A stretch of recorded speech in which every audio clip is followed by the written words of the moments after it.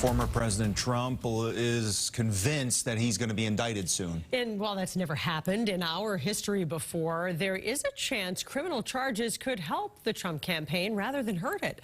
WBZ political analyst Jon Keller shows us why.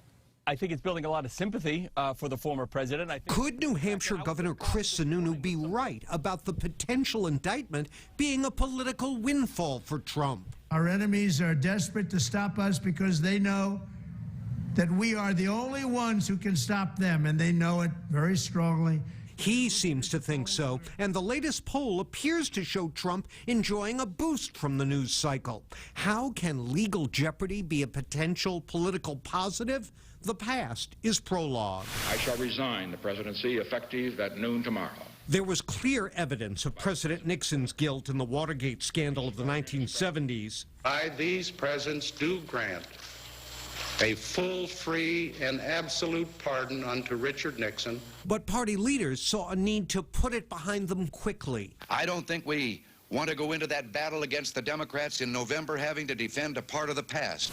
I am profoundly sorry for all I have done wrong in words and deeds. And when a sex scandal snared Bill Clinton in the 1990s, the public and his party made it clear they disapproved of his character, but not his job performance. And they're looking at the polls where, not me, but we are up by so much. They can't even believe it. He knows his people don't want to hear an apology. Boston College presidential historian Mark Landy predicts Trump will profit politically from any indictment in this case. He plays the martyr. You don't have to apologize if you're a martyr. So do you think the same principle applies to all the ongoing investigations of the former president?